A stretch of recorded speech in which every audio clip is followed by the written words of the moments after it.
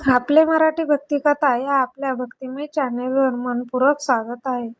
मित्रांनो, प्रत्येक व्यक्तीकडे काही ना काही सामर्थ्य, कौशल्य किंवा शक्तीच असते. पण त्या शक्तीचा उपयोग योग्य मार्गाने करणे हेच शहाणपण असते. जर शक्तीचा वापर अहंकार, स्वार्थ किंवा इतरांना त्रास देण्यासाठी केला तर त्याचे परिणामही वाईटच होतात. आजच्या या सुंदर आणि बोधप्रद कथेमध्ये आपण जाणून घेणार आहोत की सामर्थ्य आणि शक्तीचा योग्य उपयोग कसा करावा. याबाबत श्री स्वामी समर्थांनी आपल्या भक्ताला दिलेला अनमोल संदेश. तर ही प्रेरणादायी कथा शेवटपर्यंत नक्की ऐका आणि व्हिडिओ आवडल्यास लाईक, शेअर आणि चॅनलला सबस्क्राईब करायला विसरू नका. श्री स्वामी समर्थ. श्री स्वामी समर्थ. श्री स्वामी समर्थ. श्री स्वामी समर्थांच्या अनेक लीला आहेत आणि यातून आपल्याला शिकायला मिळतं. स्वामींनी आपल्या अनुभवातून प्रत्येकाला शिकवण दिली आहे असे आपण म्हणू शकतो. ही अशीच एक स्वामींची घटना आहे जी आपल्यासाठी प्रेरक ठरते. स्वामी समर्थ चोळापाच्या मुलांबरोबर गोट्या खेळत होते. स्वामी म्हणतात, जिंकायचं असेल तरच नेम अचूक पाहिजे, लक्ष केंद्रित करावं लागतं. खेळ म्हटलं तर गोंगाट तर होणारच. चोळापाची सासू पारायण करत असते. तिला त्रास होतो. चोळापाची पत्नी स्वामींना थोड्या चिडक्या स्वरात, निदान थोड्या वेळापर्यंत तरी शांतता राखा असं म्हणते. स्वामी मान्य करतात, पण समज पण देतात.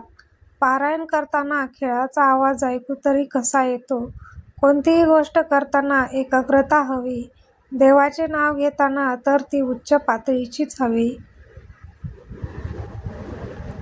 चोळापा आपल्या एक स्नेहजन वामनराव बडोदेकर यांनी स्वामी दर्शनाला आणतो. वामनबुवा स्वामींना पाहतच राहतात. एका मुलाला भूक लागली म्हणून स्वामी आतून नैवेद्याचे अन्न आणून घास भरवतात.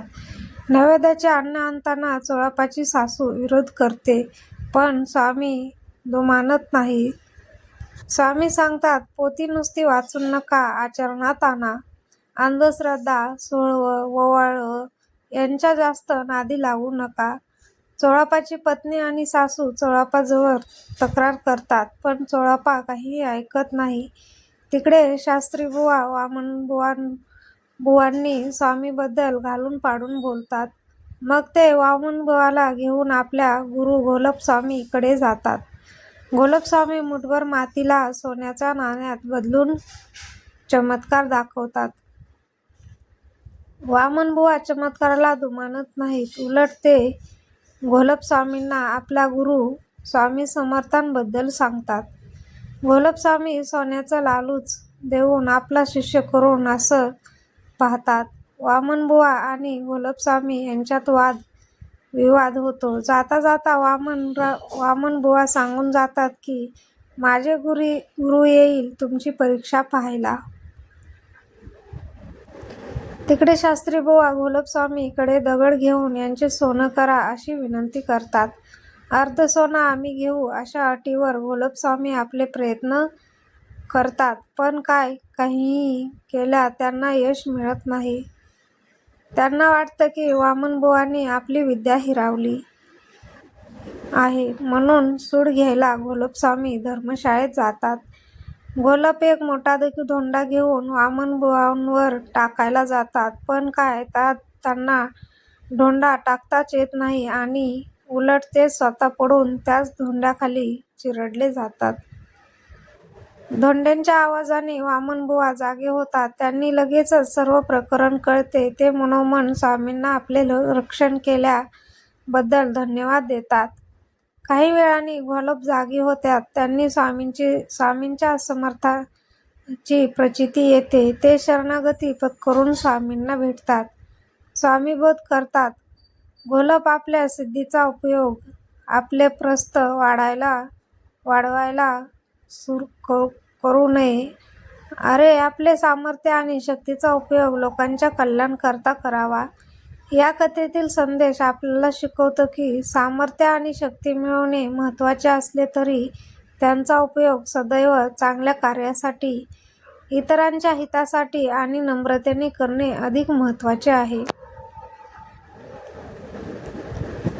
अहंकार माणसाला खाली खेचतो, पण नम्रता आणि सद्गुणी त्याला उंचीवर घेऊन जातात.